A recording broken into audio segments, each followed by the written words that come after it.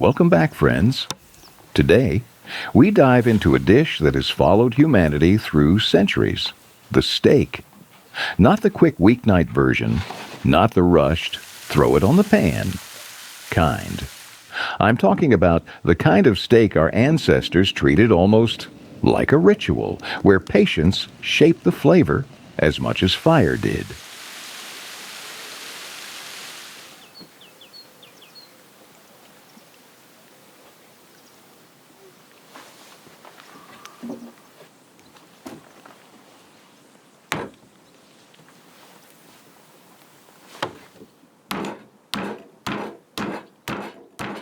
When I say, let's start cooking, I always feel that small spark inside me, the same one I imagine travelers centuries ago felt when they prepared meat over open flames.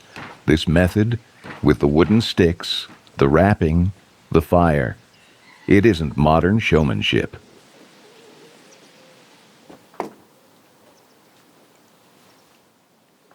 I first learned about this technique from an old hunter I met during a trip in the mountains. He told me that long before we had thermometers and cast iron pans, people judged heat by instinct alone, by the way the smoke curled, by the hiss of fat dripping onto embers.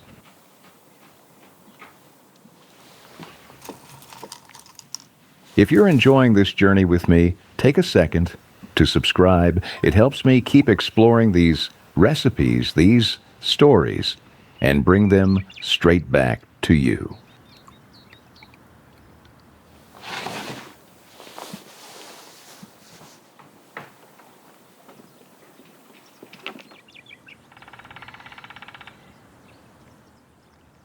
Back then, people learned these methods by observation, not instruction.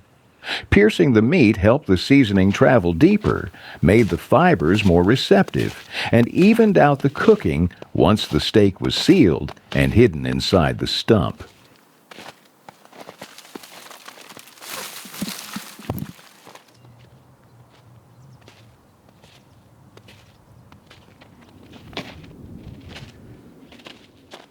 And when you think about it, hanging meat inside a hollowed-out burning stump wasn't some rustic gimmick. It acted like a natural oven.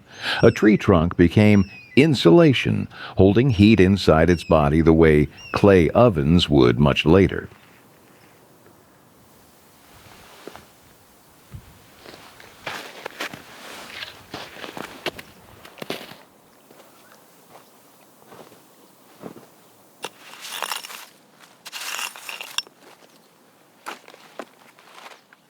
One of the oldest references to this kind of cooking comes from nomadic tribes who traveled light. They couldn't carry pots, but they always had trees around, so they'd carve out the center, start a fire, and let the trunk become their cooker.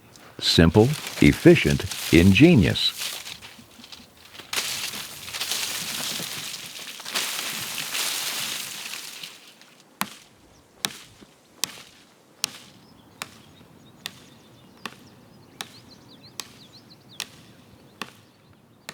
I remember standing by a fire once, watching the flames lick the sides of a stump just like this, and someone next to me said, "Real cooking starts when you stop fighting the fire and start listening to it." That line stayed with me.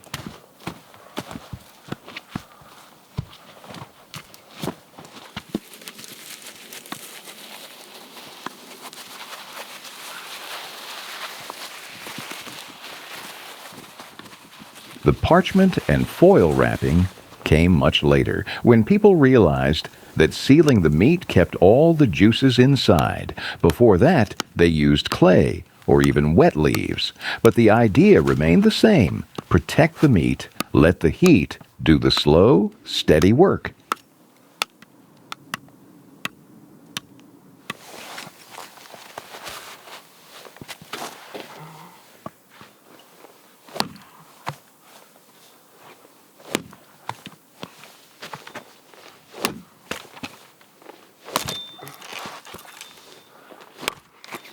What surprised me most while researching this method is that nearly every culture has its own version of it.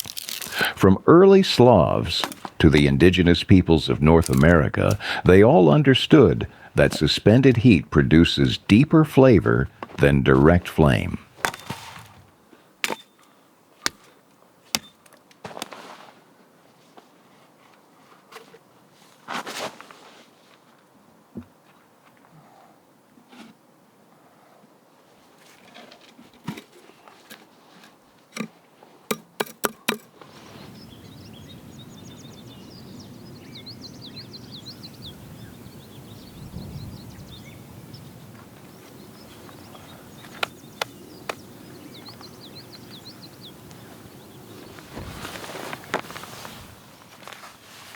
By the way, everything I use in my kitchen, from the knives that feel like an extension of my hand to the thermoses that survive every trip I take, it's all in my online store. Just scan the QR code on the screen and step into my little world of tools that actually last.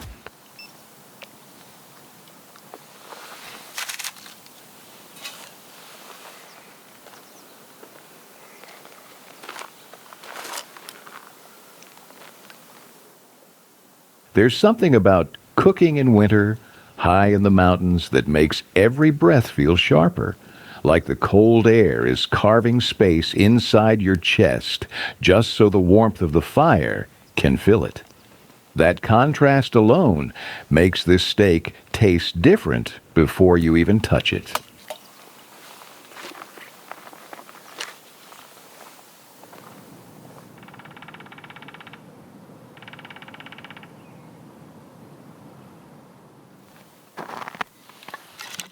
I learned early on that winter changes the rules of cooking.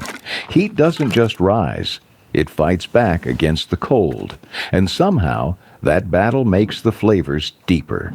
The mountains demand patience, and in return, they give you something you can't recreate at home.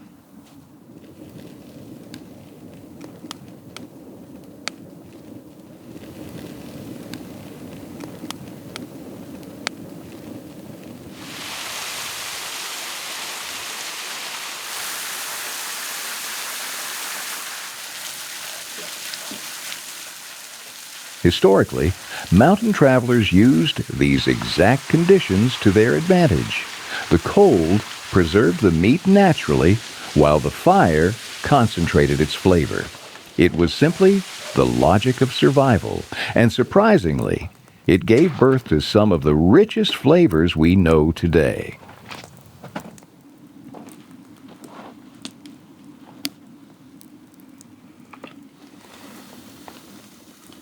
People often ask why the steak tastes so different when cooked like this. And the truth is simple. In winter, heat behaves like a craftsperson.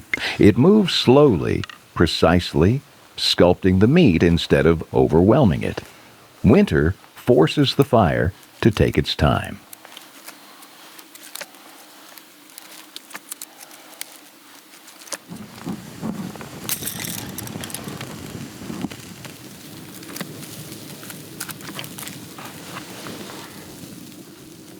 I've already pulled the wooden sticks out of the steaks. Now it's time to coat them.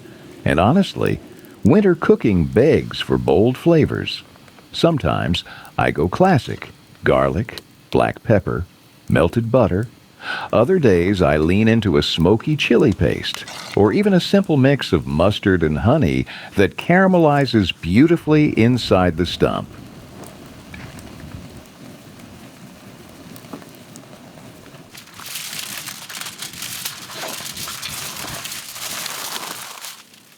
Once the steaks are coated, I wrap them in parchment first. Parchment is the barrier. It protects the meat from sticking and keeps the juices exactly where they belong. Then I add foil, which locks in the heat and turns the whole thing into a tiny pressure chamber.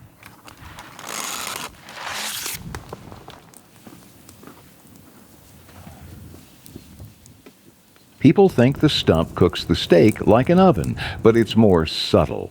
The wood holds warmth differently. It radiates rather than blasts.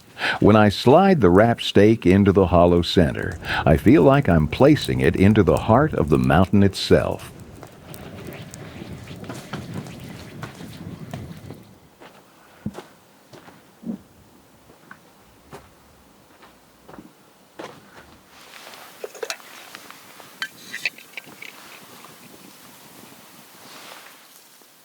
And here's a fun historical twist. In some regions, hunters believed wrapping meat before placing it into burning wood kept the spirit of the animal intact. For them, it wasn't technique, it was respect. Strange, but somehow poetic.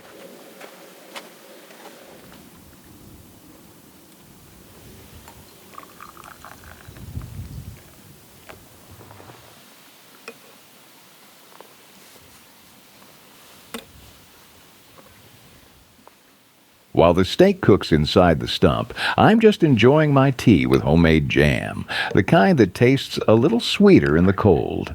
And tell me, what's your perfect winter drink?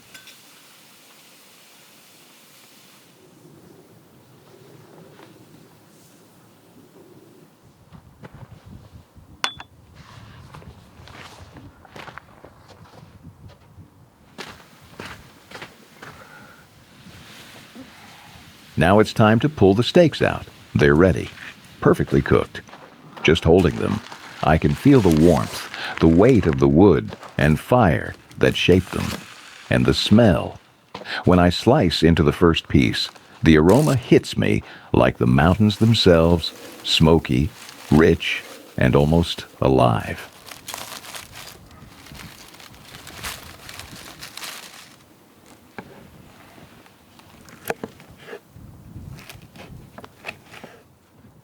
If you've enjoyed this journey with me, from the cold mountains to the heart of the fire, hit subscribe. It keeps me sharing these stories, these flavors, and moments like this with you.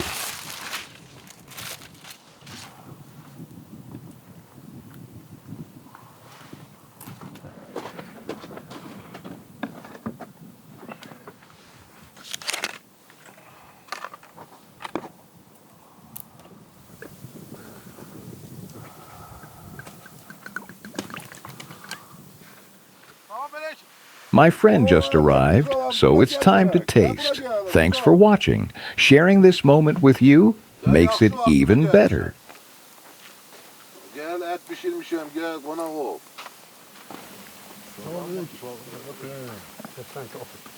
Otur otur. Hadi satın geleyim. Nasıl gel. Avuç böyle sen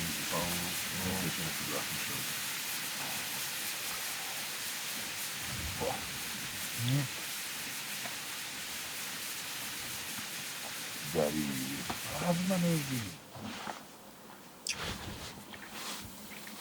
Hoşuma geldi mi? Eyvallah. Süper. Hadi orada kel oradan gitmişti. 2 tane kel vurdu. Hayda. Onu giydim ya.